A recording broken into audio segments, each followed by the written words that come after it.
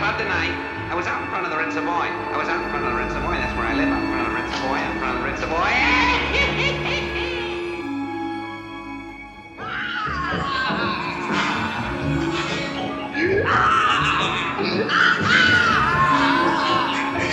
Get up, there you are. I was out in front of the Ritz Savoy, and that's where I live. Out in front of the Ritz Savoy. In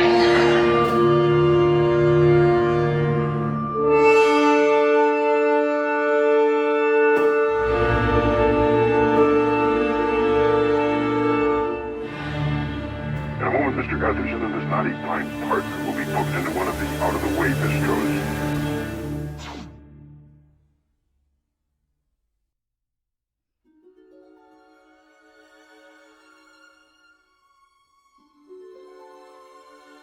According to the Federal Bureau of Investigation's rough estimates, over 20,000 people were reported as missing in 1962 in the United States.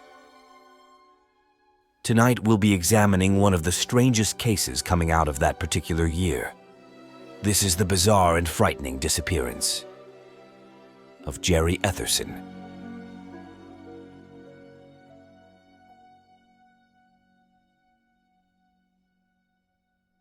Gerald Marcus Etherson was born on Thanksgiving Day in 1928 in the suburbs of Burbank, California. His father, Addison Etherson, was a successful businessman who owned several textile mills, and his mother, Geraldine, was an accomplished theater actress and history teacher. Young Jerry was one of 5 children born to Addison and Geraldine, and was specifically named after his mother.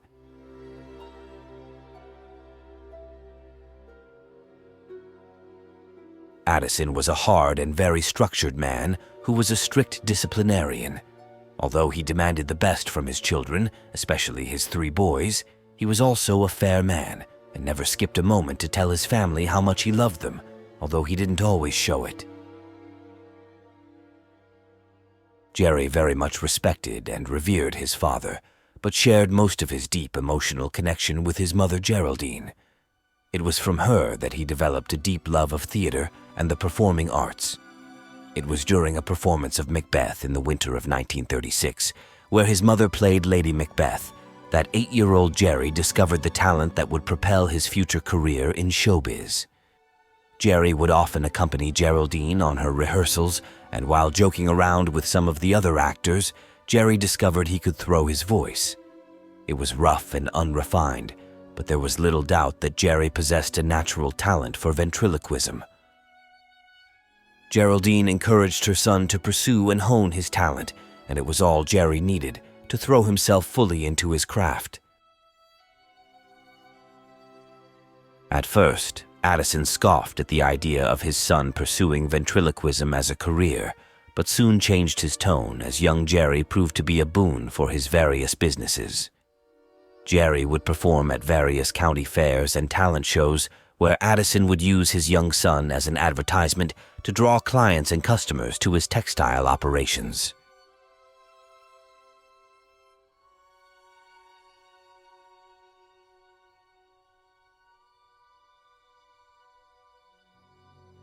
Things would take a drastic turn for Jerry with the outbreak of the Second World War.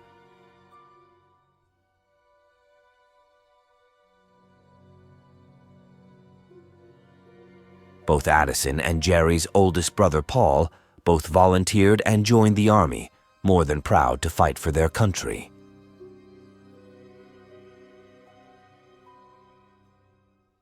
Being only 13 when the United States entered the war, Jerry was obviously far too young to fight. But this left an indelible psychological mark on Jerry, and he felt inadequate in trying to win the approval of his father.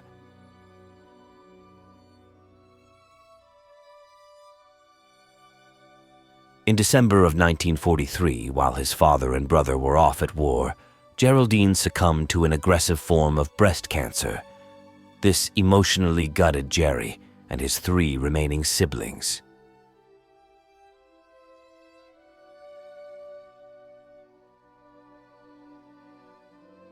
Thankfully, both Addison and Paul returned from the war unscathed, but came back to find that their family had forever changed.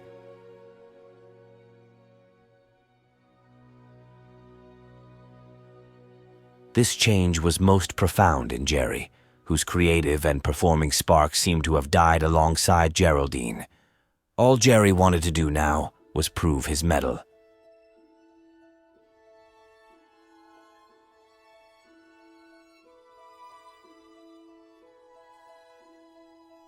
Five years after the Allied victory, the United States found itself entering yet another conflict, this time in the midst of the Korean Peninsula.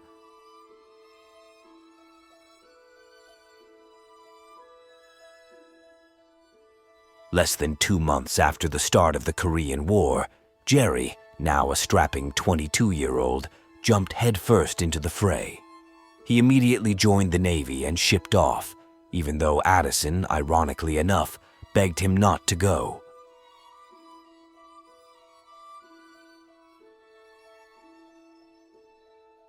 During naval basic training, Jerry encountered 24-year-old Frank Walter Sullivan, a fellow recruit. The two young men became very fast friends and even shared a bunk on base.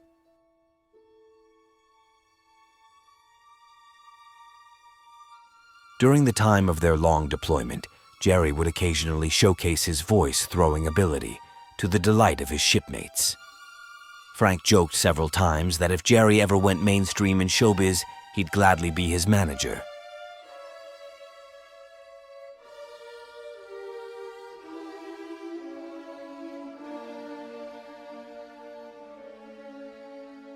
During a short stop-off at the Coronado Naval Base in California, and on a day pass from his ship, Jerry caught sight of an extremely attractive young lady at the Naval PX.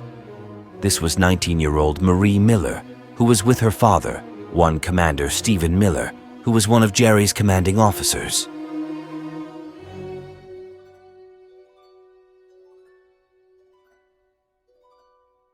The two locked eyes immediately, and Jerry was instantly smitten. During a formal dance that same night held at the base emporium, Jerry and Marie would see each other again. The brash and handsome young seaman strode up with all the confidence in the world and asked her to dance. The rest was history.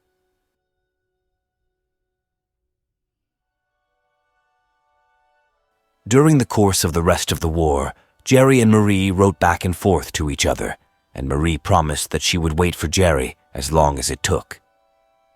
The Korean conflict officially came to an end on July 27, 1953.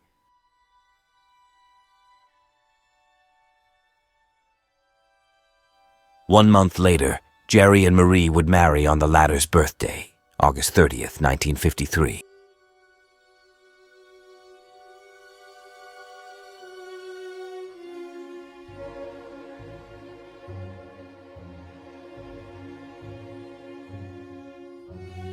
The young couple had been enjoying almost 3 years of wedded bliss when disaster again strikes. Marie goes to her husband in tears because of the discovery of a small lump on her right breast. Jerry was beside himself as he tried desperately to put on a brave front as he comforted his wife. Things would go downhill very quickly. Sadly, only 8 months from the time she had been diagnosed, Marie Etherson died on November 12, 1956. She was only 24 years old.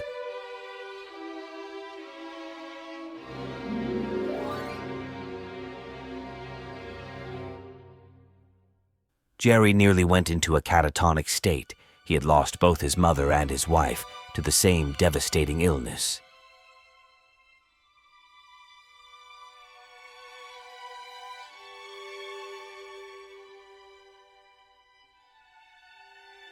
After the death of Marie, Jerry was like a sail flapping in the wind. He began drinking heavily and found himself completely directionless in life. He was living off of a small inheritance he had received from his father, who had passed in 1954 of heart failure.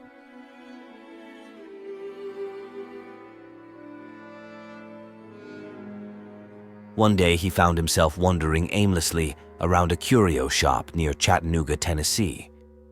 Near the back of the shop, propped up on an old shelf, Jerry discovered an old ventriloquist dummy wearing what appeared to be a sailor's uniform. In his vulnerable state, something compelled Jerry to purchase the dummy.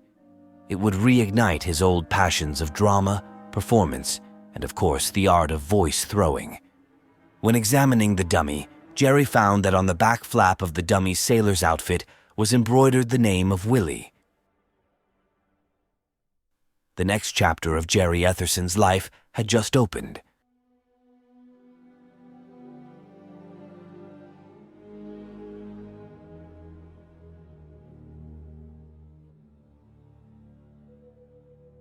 By the beginning of 1958, Jerry had successfully gotten himself on the nightclub circuit.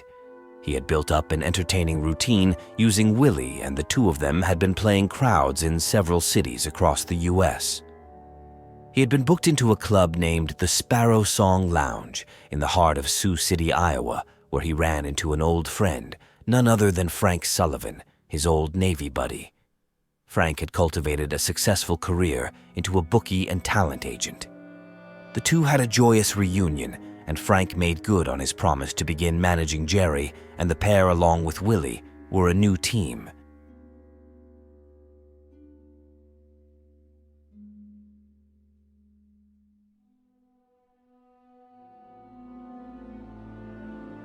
Jerry's career as a ventriloquist was progressing, as well as his natural skill of voice throwing. With Frank's connections, the trio were booked into a moderate-sized club called the Ritz Savoy in the heart of New York City on a semi-permanent basis. But there was something ominous brewing below the surface. Gradually, Jerry began to hit the bottle again, and at first, Frank was quite unaware, but as time went on, he started to notice a change in his old friend. Jerry began to show signs of extreme paranoia, anxiety, and insomnia. As his performances started to slip, Jerry would make excuses to skip out on shows, and he complained of being ill more and more. Frank would catch Jerry drunk on the job on an almost daily basis, and things just got progressively worse. Jerry's behavior became so erratic that the Ritz Savoy threatened to terminate Jerry's booking numerous times. But each time, Frank ran aggressive cover and saved Jerry from getting the axe. By the end of 1960, Frank decided to stage an intervention. He demanded to know what was going on with Jerry and why he decided to bury himself at the bottom of a bottle. Jerry's response caught Frank off guard, to say the least. Jerry said that the reason why he drank so much was because of Willie. Unbelievably, Jerry claimed that Willie was alive. The beleaguered ventriloquist said that he was hearing Willie's voice at all hours of the day and night. Even more disturbing, Jerry said that Willie would move on his own, would blink, laugh, and speak all of his own accord. To escape Willie's torment, Jerry turned to alcohol, which he claimed kept Willie at bay. This concerned Frank to a large degree. He obviously didn't believe his stories about Willie coming to life, but he realized that Jerry's alcoholism was spiraling out of control, causing him to manufacture nightmares and delusions. Acting as both a friend and a talent manager, Frank insisted that Jerry see a psychiatrist. Jerry initially resisted, but Frank threatened to drop him if he didn't see some kind of doctor.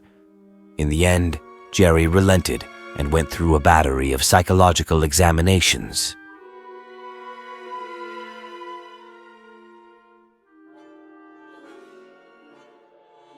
The following is an excerpt from one Dr. Alexander Jericho, who served as Jerry Etherson's prime doctor from 1960 to 1962. He was formally questioned in 1963 concerning his professional relationship with Mr. Etherson, and a large portion of his files were seized by the FBI. This is how Dr. Jericho described Jerry's mental evaluation.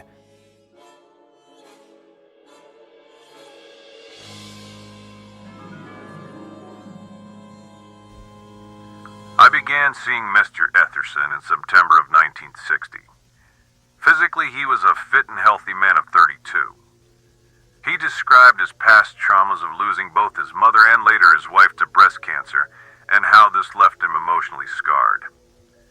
Mr. Etherson says that he first noticed troubling behaviors coming from his ventriloquist dummy a short time after arriving in New York.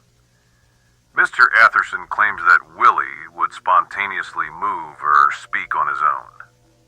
All right, let go of the suit. I'm getting out of here. No, He describes hearing Willie's voice inside his head and that the dummy would even give him false cues on stage during performances. Just tell me this, wise guy. You did admit that you were superstitious now, didn't you? Furthermore, Mr. Etherson claims that Willie is a malevolent force seeking to replace him. In front of the Ritz Savoy. I was out in front of the Ritz Savoy. That's where I live. Out in front of the Ritz Savoy. Out in front of the Ritz Savoy. The only thing that seems to stifle Willie's efforts, or at least for a short time, is when Jerry went on extended drunk benders. The more intoxicated he became, the less Willie would attack him, at least according to Mr. Etherson's logic. Therefore, he would use alcohol as a deterrent. In my opinion, this was a way for Mr. Etherson to rationalize his dependency of alcohol. He was displaying classic signs of early schizophrenia, delusions created in both visual and auditory precepts. These delusions were spurred on by the alcohol consumption, trapping Mr. Etherson in a destructive pattern of delusion and self-medication through the consumption of spirits. Along with his pronounced schizophrenia, I believe Mr. Etherson to be suffering from an acute form of identity dissociative disorder. At some point in time, Gerald melded his own identity with that of the created persona he branded onto Willie, and was thus unable to separate himself from that of the dummy. Willie served as a dark mirror image of sorts to Gerald's own personality. All of this was obviously stems from Mr. Etherson's emotional pain and undealt with trauma from the devastating deaths of his wife and mother, in addition to his own childhood emotions of inadequacy dealing with his father. This has created a perfect mental breeding ground for psychosis in Mr. Etherson.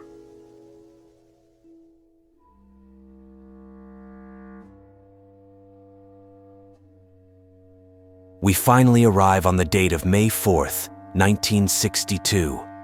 After this date, Jerry Etherson seems to disappear off the face of the earth. The following is a taped interview with Frank Sullivan conducted by the NYPD about a week after Jerry goes missing.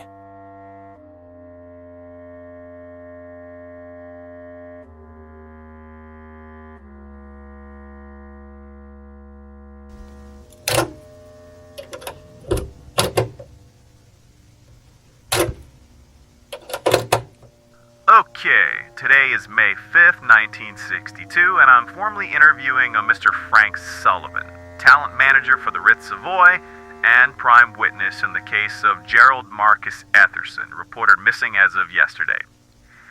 As part of protocol, Mr. Sullivan, you are aware and are formally consenting to this interview being tape recorded and have officially waived your right to have your attorney or legal counsel present for this questioning. Is that right, sir? Yes, that's right. All right, then, let us proceed. Now, in as much detail as you can remember, Mr. Sullivan, please break down the version of events as you recall them. What were your conversations with Mr. Etherson, if you indeed had any? What was his mental state like, the exact time you last saw him, things of this nature? Whenever you're ready, sir. All right, well, it was Jerry's first night out in about a month or so. He had a pretty bad mental break in the beginning of April, which prompted him to check himself into a mental ward here in the city. He was exhausted, and I told him that I'd cover for him with the club like I always did. Now, at the time, was pretty much on my last legs with Jerry. His antics had cost me a lot of my club commission, but I stuck with him. He was one of my oldest friends from our old Navy days, and I generally thought that Jerry was one of the most talented performers I ever managed. So anyway, as soon as Jerry got out of the hospital, I told him that I got him a night slot for the beginning of the weekend of May, and he seemed like he was okay to do the gig. A little reluctant, maybe even a little apprehensive, but I figured that was normal. I mean, the guy was just coming off a lengthy medical stint. Naturally, anyone would be nervous in that kind of situation. So anyway, he first took the stage at about 8:30 and gave a fantastic stand-up round. He was energetic, he was funny, he hit all of his cues and beats. He seemed like the old Jerry. Now maybe it was naive of me, but I had a real feeling of optimism. The routine lasted for about 20 minutes or so. Now, after that, I went back to his dressing room to tell him what a good job he did and that I was proud of him. But what's the first thing I see when I walk in? Jerry looking into a mirror with a shot of scotch in his hand. Now, I'll be honest, I was a little deflated at seeing this, as Jerry told me he was going to swear off the sauce. Now, we got into a little bit of an argument, and I told Jerry straight out, bad hooch leads to bad nightmares, simple as that. Jerry, of course, continued with his shtick about Willie being alive or out to get him or something like that. Admittedly, I was fed up at that point. I didn't want to hear any more of Jerry's cockamamie delusions. We went back and forth a little more when Jerry suddenly comes to some kind of an epiphany. He thinks the answer is to replace Willie with another dummy. Goofy Goggles, I think it was. Now, Goofy was another dummy he actually got as a gift from the manager of the Ritz. But I looked him straight in the eye and I told him that I was giving him just 24 hours to straighten out. I didn't care which dummy he brought out, but that as soon as he heard his music, he had better be out there for the late show. I wasn't going to cover for him anymore. I'd pretty much had it. So as the night went on, Jerry did indeed get back on stage for the midnight show. During the set, I had a conversation with the club's owner, Georgie Abbott. Georgie made it clear that he wanted Jerry to be more interactive with the customers, mingle a little on the floor after his set. He also wasn't very pleased with the new routine Jerry had with Goofy Goggles, and that he preferred Willie in the stand-up.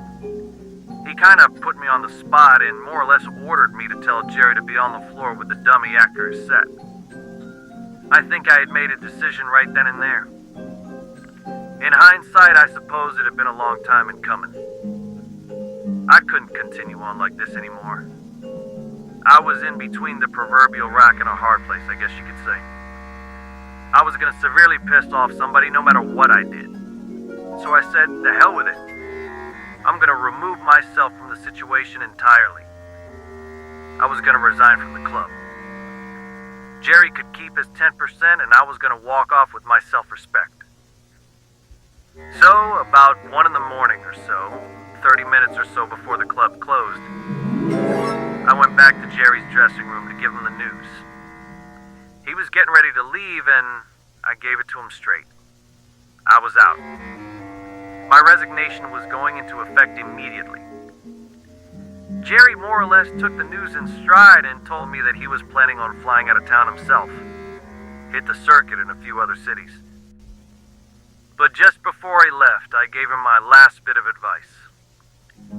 I said that if he was going to confront his demons, he ought to do it right then and there. He wasn't going to leave Willie by hopping a plane or a train. He had to lick this thing at the source. Boy, I'll always remember it. His very last words to me were, "We'll see." He walked out of his dressing room, and by gone it, that's the last time I ever saw my friend.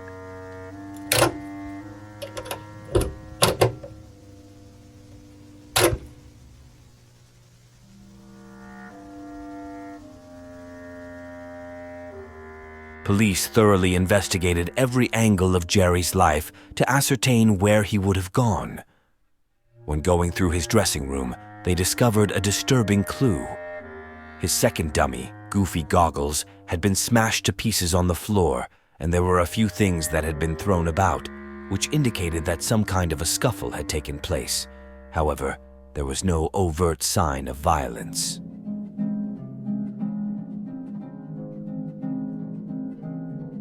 When questioning other performers at the club, police came across a young dancer named Noreen, who detailed a disturbing encounter with Jerry just outside the club. The following is her statement to detectives.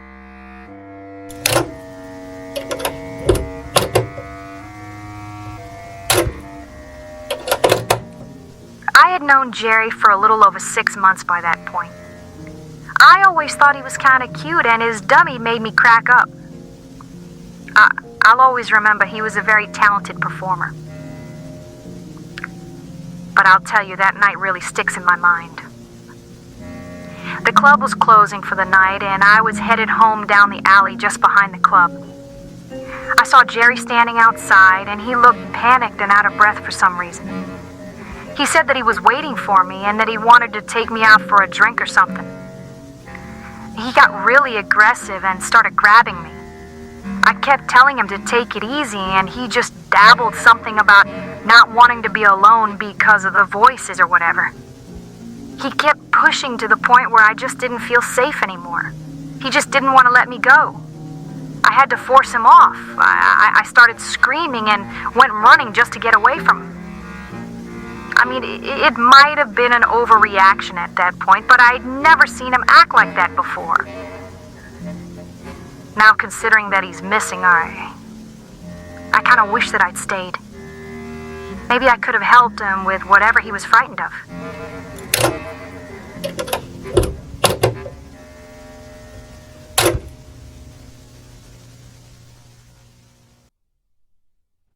When authorities searched Jerry's apartment, they discovered an odd handwritten note stuffed under some magazines near his bedroom mirror. When analyzed, the note was determined not to have been written by Jerry, and as of now, it remains unknown as to the meaning behind the note and by whom it was written by.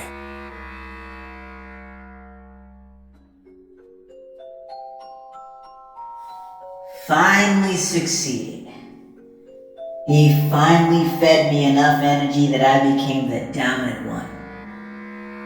It was all true. Etherson was the one who gave me life. He moved my mouth. He poured words into my head to jerk. He was giving me more and more of his life essence. It wasn't voice throwing. He was creating a whole new persona and giving it a place in the universe. I realized that I was now strong enough to take over. Finally, I'm the boss, and he's the blockhead. What was I gonna do without you, Jerry boy? No. Now the question is, what could you possibly done without me?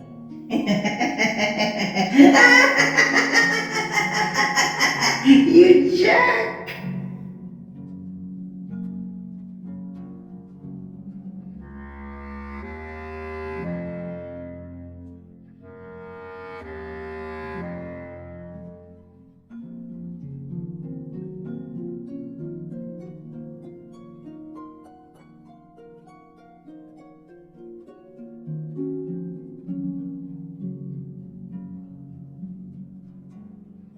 The disappearance of Jerry Etherson sat on the shelf as a 47-year cold case.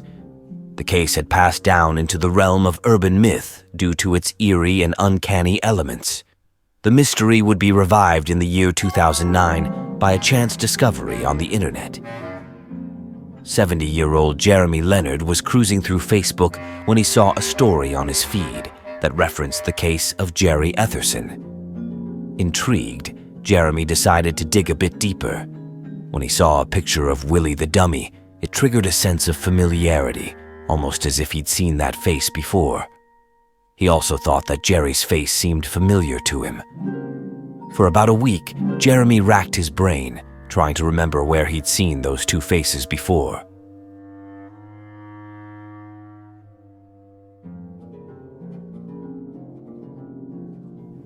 Unable to trigger his memory, Jeremy started to go through years of extra and leftover photographs he had amassed since the early 1960s.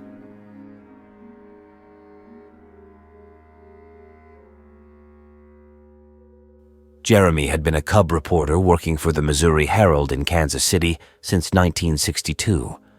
He had worked his way up until he eventually became editor-in-chief of the Missouri Herald in 1990. It would be a position he held for 15 years until his retirement in 2005.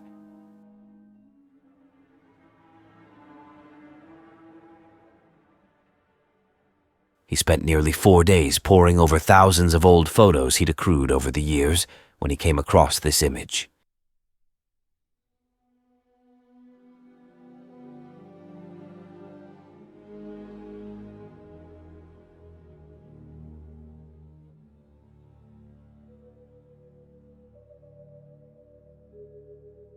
The strange photo takes Jeremy back to the year 1963.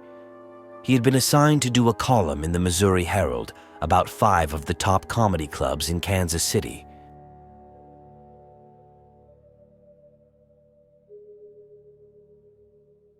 He was in the Oasis Comedy Club and Lounge, doing a segment when a new act was announced and about to take the stage.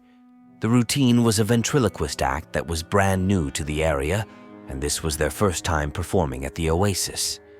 The duo simply went by the name Willie and Jerry. Jeremy took several photos of the act, and this image was among the barrage of photos he quietly snapped. Intrigued and somewhat put off by the photo, Jeremy decided to do a side-by-side comparison. He was unnerved by what he saw. Jerry Etherson and Willie the Dummy indeed strongly resembled the duo that performed at the Oasis back in 1963, only in reverse. Jerry Etherson resembled Jerry the Dummy, and Willie the Dummy bore a strong resemblance to Willie the ventriloquist. So what on earth was going on here? Although he had no idea at the time, this would lead Jeremy Leonard down a dark and twisting rabbit hole that guided him to an impossible answer and in his mind would solve the baffling disappearance of Jerry Etherson.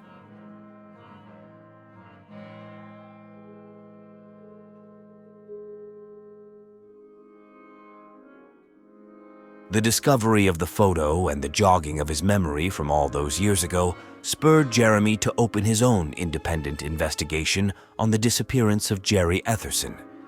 He had 3 separate analysts compare the facial structures of the 2 ventriloquists and the 2 dummies to astounding results. It seemed there was at least a superficial overlap of similar features and facial positioning.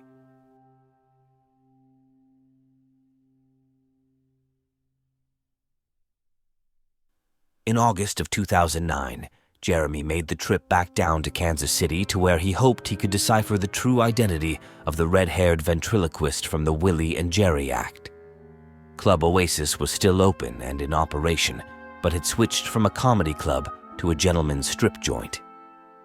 Getting back into his role as an investigative journalist, Jeremy went to work.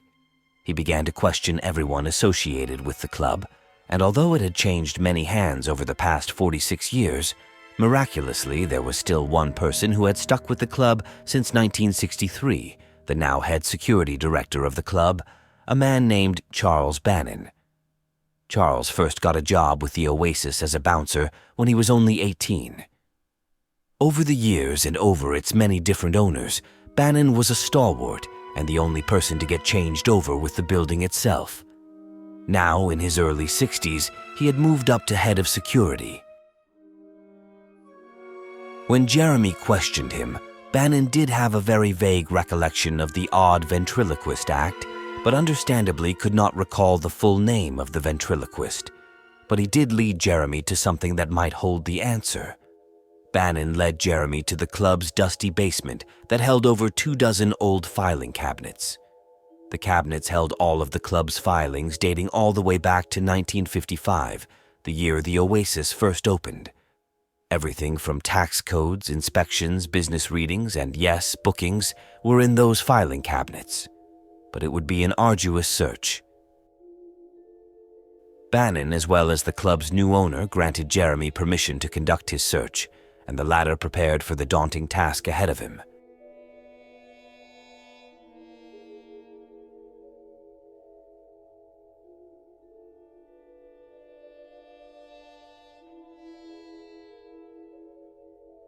After 5 weeks of painstaking research and down to his very last filing cabinet, Jeremy hit pay dirt. There was an old and torn booking sheet from January 10th, 1963. On the registry were the names of the various acts, and somewhere in the middle was written Jerry the Dummy and a William O. But there was a problem. The rest of the name after the O had been faded beyond all legibility. Jeremy's heart sank as he was beside himself. After 5 weeks of searching, the trail seemed to have ended here. As it so happened, Bannon came down to check on Jeremy, and when he was told of the situation, something seemed to spark Bannon's memory. It took him a few minutes to retrieve his recollection, but it finally came to him. He was almost positive that the ventriloquist's full name was William O'Malley. He remembered the ventriloquist speaking briefly with the club's owner at the time behind stage. He distinctly recalls him saying that his last name was O'Malley. Whether or not it was his real name was anybody's guess, but at least Jeremy had a full name, be it alias or otherwise.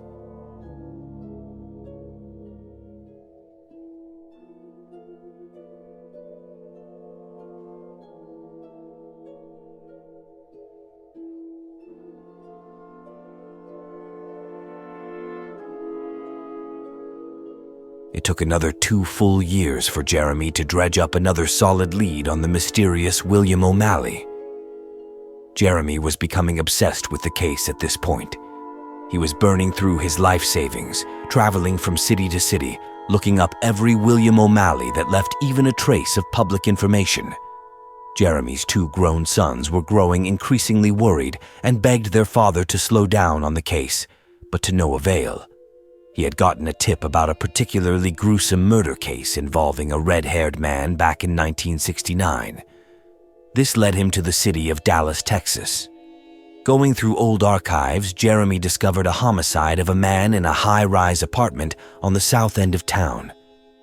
After failing to pay that month's rent, the landlord called the police to forcefully evict the tenant after the man wouldn't answer his door. When police entered the apartment, they were shocked to find the ginger-haired man lying dead on his bed in a pool of blood. Eerily, there was a ventriloquist dummy laying right by the bed. Even more bizarrely, there was almost nothing in the apartment that could conclusively identify the man. The only thing that could even remotely hint at his identity was a telegram that contained the name of William O'Malley, stuffed under the door.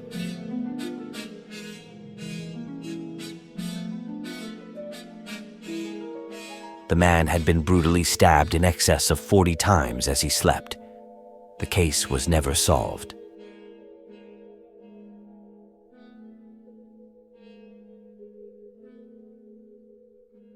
Working his connections, Jeremy managed to get a hold of the coroner's report and some autopsy photos. He compared the face of the dead man with that of the photo of the Oasis ventriloquist. They matched. The man who called himself William O'Malley had been viciously murdered by person or persons unknown. O'Malley himself remained a complete enigma: who he was, where he came from, and what exact connection he had with the disappearance of Jerry Etherson was a complete riddle.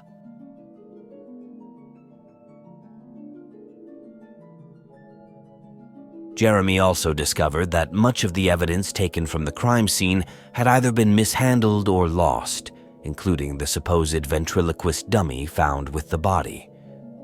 At this point, the case had completely sucked Jeremy in. He knew the only chance at explaining the puzzle was to now find the presumed Jerry dummy that William O'Malley had been traveling with. In Jeremy's opinion, it and it alone held the key to solving the mystery once and for all. He had to find it, no matter how long it took.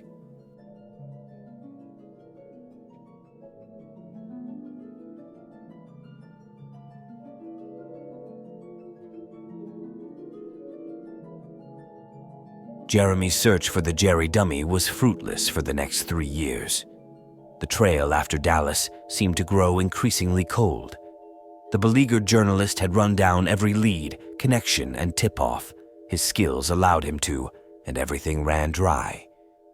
He was at his wit's end when out of nowhere he receives a mysterious email containing the following disturbing surveillance footage.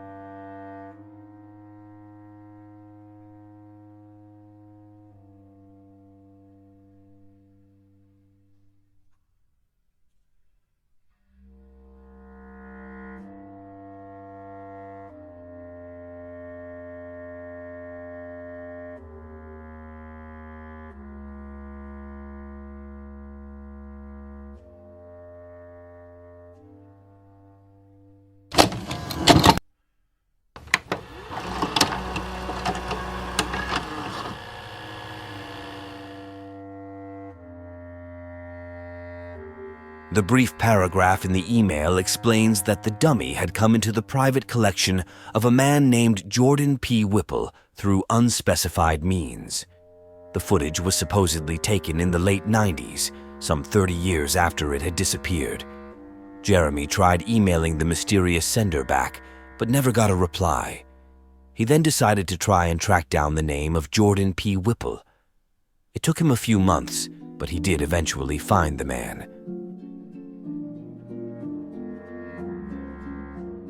Whipple turned out to be a wealthy and eccentric collector who said that he obtained the dummy at an auction and that he had no idea where it came from. Jeremy then showed him the frightening surveillance footage, and Whipple confirmed that he had given the dummy to one of his grandsons. Whipple recognized the basement in the footage and said that it indeed looked like the basement of his grandson's former house in upstate Wisconsin, but he didn't know who had sent the email or why. Whipple graciously gave Jeremy the old address of his grandson's house. Acting on this one final tip-off, Jeremy made his way to northern Wisconsin.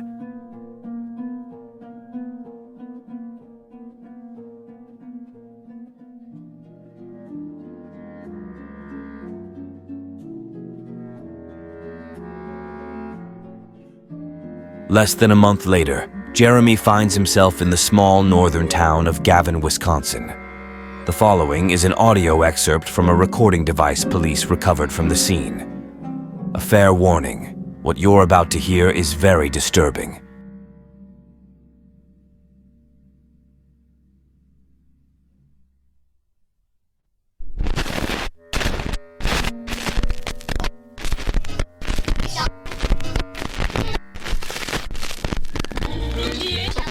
I've just arrived at 1200 Skybird Lane in Gavin, Wisconsin.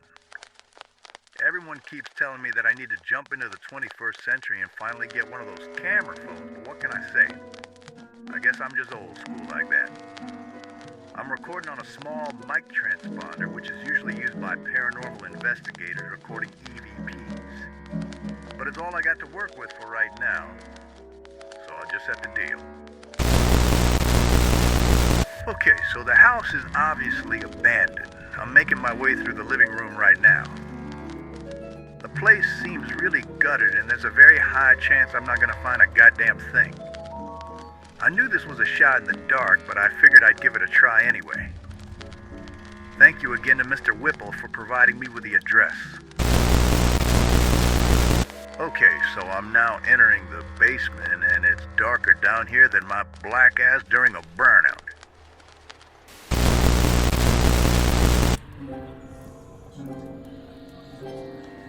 Hello? Jerry boy, is that you? Listen to me. Jerry Etherson. I've spent 5 years searching for answers in every damn penny to my name. If your effigy is down here, speak up. Let me know. For all it's worth, I want to try to help you. I am impressed, Mr. Leonard. You followed the breadcrumbs and managed to track me down. Tenacity and perseverance. I like that. Jesus H. This is about the nuttiest shit I think I've ever done. But where are you, Jerry? I want to know what happened to you. Was it Willie? Was he the one that started this? Did he switch places with you, Jerry? You gotta help me understand here, boy. Willie told me that night at the Ritz that I was the one that brought him to life. That I moved his mouth, poured words into his head, and stuck out his tongue. But what it really was is that he was slowly feeding off the life essence I was so foolishly giving him. To a point where he became so strong that he transformed into the dominant identity. He turned himself human and left me trapped in his dummy's body. Holy shit, I never believed it was possible. I'm talking to goddamn puppet master right now. I must be losing my mind. You came down here for answers, Mr. Leonard. You see, once Willie became human, the roles were effectively reversed. He remained dominant for a short time after the initial transformation, but it didn't last long. I regained strength and I turned the tables on Willie, slowly tormenting him the same way he did me.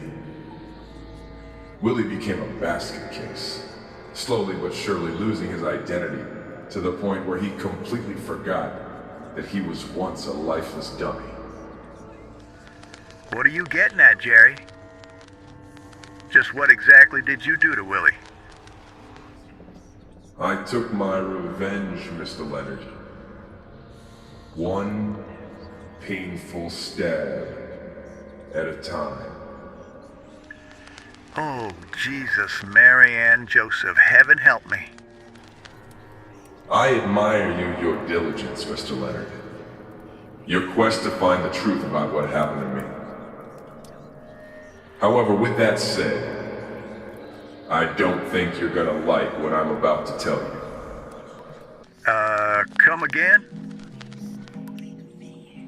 My essence has been stuck in a puppet's body for some 52 years.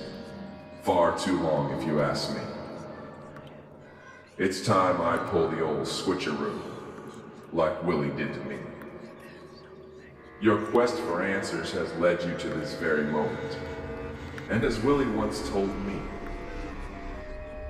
I hope you're satisfied. From the song with the same name. Now just hold still. I promise it'll be quick.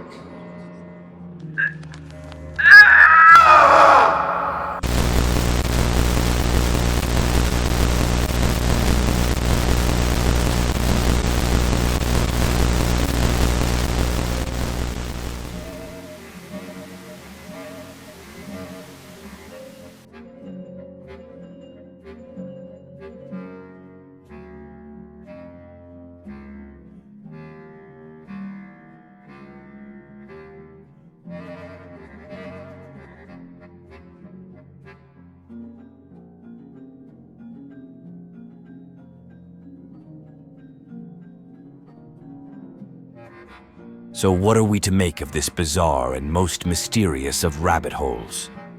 Did Jerry Etherson's vanishing stem from his battle of wills between himself and his dummy? Who was the mysterious William O'Malley, and what was his connection to Jerry Etherson, and moreover, who was responsible for his murder? Did Jeremy Leonard's quest for answers lead him down a dark path from which there was no return? But most importantly, can an inanimate object really gain sentience and life by feeding off the vibrant energies of others?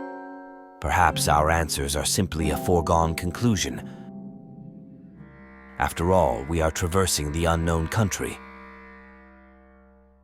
of the Twilight Zone.